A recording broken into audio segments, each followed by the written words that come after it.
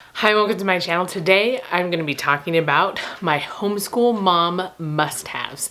And so if you enjoy this kind of content and other homeschool content, please remember to subscribe and let's get into it. Okay, so this video is an open collaboration video with Abby from Rooted in Rest and Jessica from the Waldock Way, which means there will be a playlist linked down below of other homeschool moms here on YouTube that are also sharing their homeschool mom must-haves. So make sure to check that out.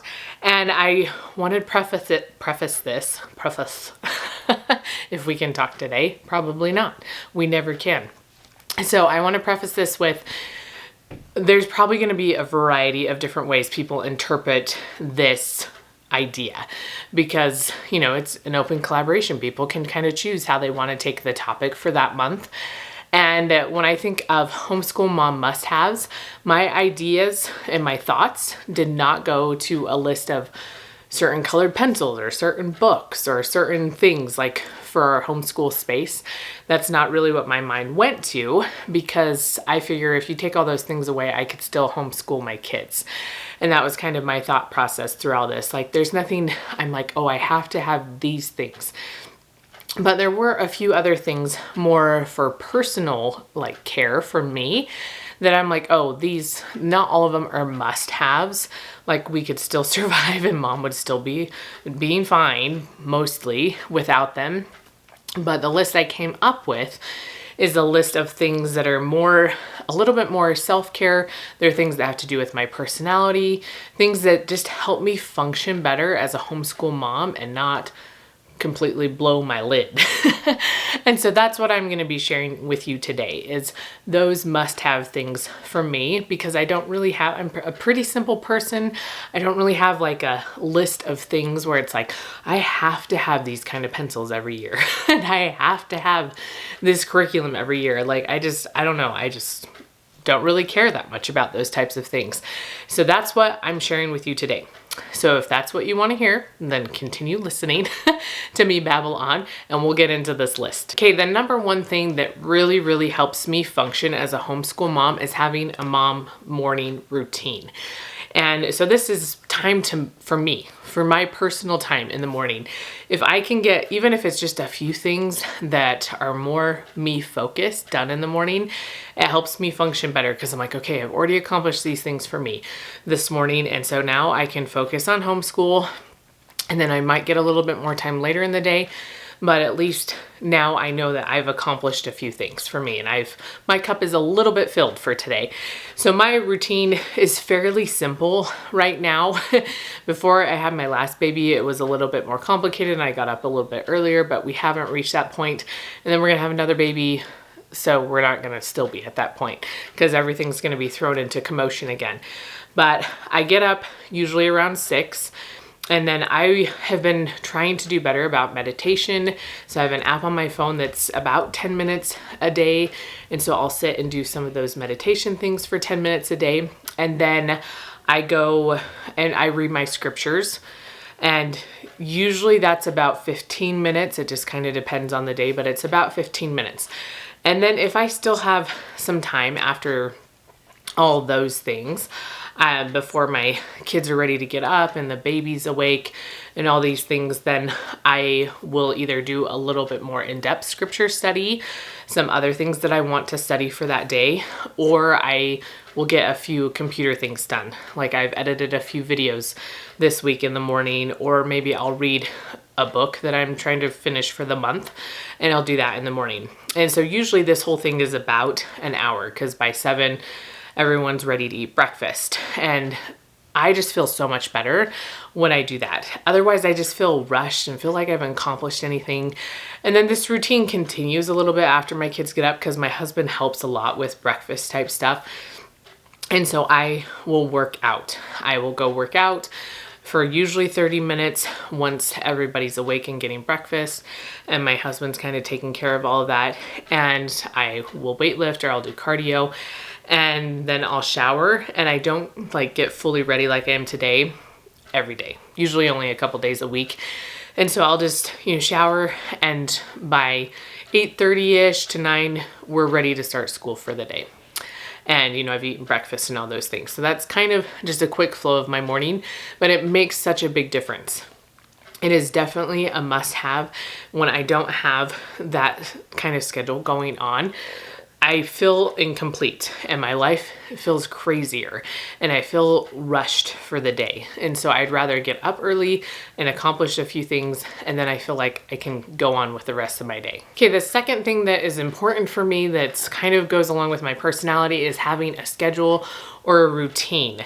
You know, some days things are a little bit more scheduled and, you know, we have set things at this time, and we do like to start school by 9 o'clock, usually do group work for an hour. And then my kids are usually done with their schoolwork by noon. My older kids will take a little bit longer, but they still usually are done by noon if they're staying focused and stuff for that day. And so that's kind of our schedule / sometimes more of a routine, just depending on the day. And then yeah, I just like I like to have a flow of how things go. So my kids know what to expect, and I also can know what to expect. You know, like the baby goes down for a nap at this time and I can get some work done. And then my kids go out to play at this time now that it's warming up. I know I'm wearing a sweater because it's warming up outside, but in order to not run the heater in the morning, my house is freezing because it will be super hot by the end of the day when the sun comes out. And so I have sunburn on my arms from it warming up, but it's still not very warm, but it's warm enough to heat our house up a ton. So I try to keep it cold. So half the day it is freezing. The other half of the day it starts to warm up. But that was like a total tangent off the point. But anyways, and so I don't even know what I'm talking about anymore. I'm gotta look at my list, schedule and routine. So they go outside, you know, and do their thing outside. They'll play and all that kind of stuff. We have dinner around a certain time every single day, and then we get ready for bed. And having some sort of rhythm to our life is extremely helpful for me, and just kind of knowing what to expect. I know that sounds kind of like a childish thing to say, like, oh, let's have a schedule for you so you know what comes next. But it really is so helpful for me. I just love having a certain flow and expectation to my day. The third thing that is it's not a necessary, it's one of those things that's like not necessary, but has been so helpful for me, is having a massage once a month. And this is like my personal time. I don't like get my hair done. It hasn't been cut in like a year and a half. I don't like do my nails very often or anything like that. So this is like some personal time, like personal relaxation to help my body. Okay, it's something that is rejuvenating, it's relaxing my muscles, it's working out tension, and it's been very helpful for me. I've been getting massages once a month for several years now. Once we were in graduate school, I was like, okay, this is what part of our money is going towards, is for me to get a massage. And it's been really important and crucial for me to have that time where I can just relax. And I met a friend, my massage therapist is also a homeschool mom. And so it's fun to go and talk about some of the things that we're going through and how homeschool's going. And so it's really been like a therapeutic thing for me. The fourth thing that is crucial for me as a homeschool mom, that's a must-have, is boundaries. Okay, having boundaries with my kids. You are with them all the time, right? All the time. And if you didn't set boundaries, if I didn't set boundaries, I would never get anything done. I'd be constantly interrupted, and it would just be so hard. And I would feel more overwhelmed. So it's very important for me to have some sort of boundaries, whether that's, okay, mom is reading right now and I'm getting in my reading time. So you can ask me a question when I'm done.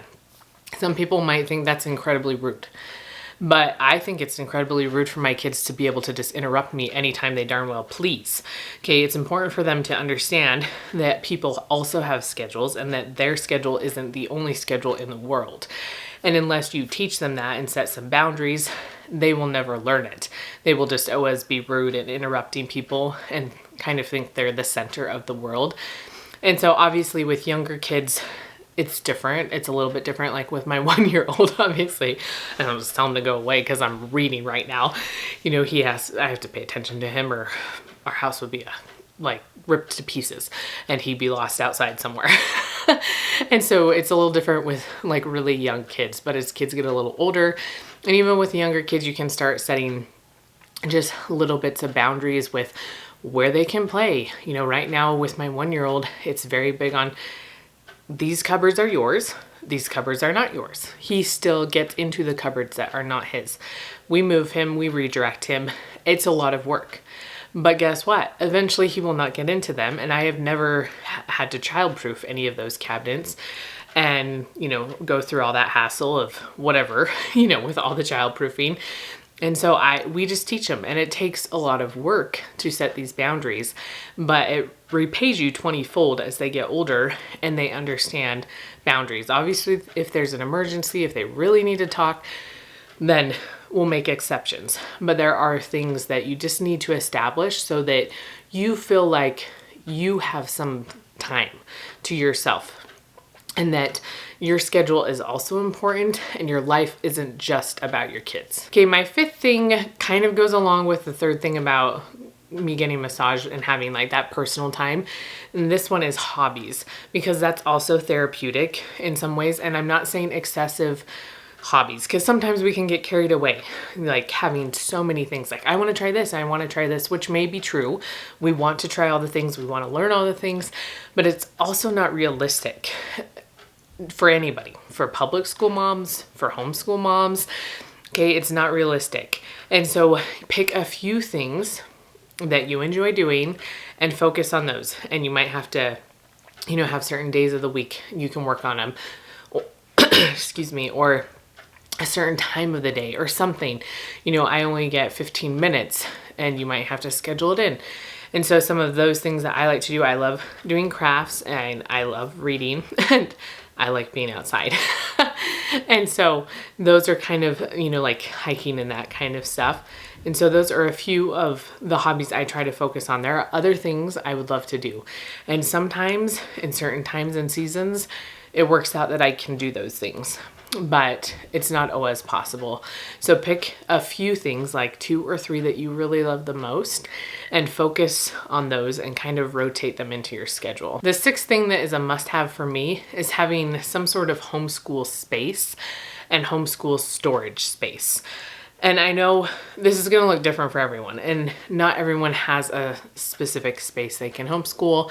And right now we don't really use our homeschool space to homeschool as much because my 1-year-old is with us. He used to nap during that time when we do our group work, and now he is with us most of the time, and the homeschool room has a lot more stuff for him to get into than if we're sitting at the kitchen table, and he has his toys by the kitchen table.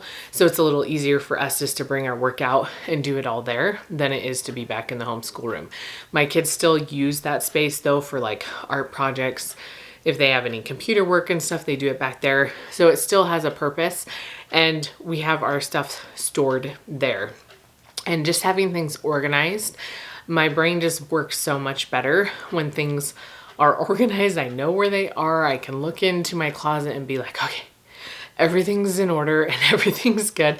It doesn't mean I don't have to reorganize it, because there's a few shelves that the kids, man, they pull out the games and like all my work is undone in a matter of seconds. But reorganizing it makes me feel so happy. So for me, that is a must-have, like just having a space, even if it was a small space, to have things organized and to be able to have homeschool in that area away from everything else that's going on in our house is very helpful for me. The 7th thing that's a must-have, which I already kind of mentioned with hobbies and liking to hike and be outside, is to be outside. That is a must-have for me and my kids. And it's very like poignant in my brain right now, just because we are coming out of one of the longest winters in history in where we live. And so, and like the most snow in history and everything. And so it has been brutal and very, very cold, and I am just loving being outside. But I love to be outside. My kids are much happier when we're outside. We all like to get a little vitamin D going on, and to just do yard work, all that kind of stuff makes me really happy. I don't love the bugs, but you know, there's trade-offs to things. And so being able to get outside, even if it's just a little bit every day, even when it was freezing cold, if I could just go out or I shovel snow, I would feel so, so much better. So it's just a must-have for me and my kids. And the last must-have for me as a homeschool mom is comfortable clothes. Like, like to be comfortable.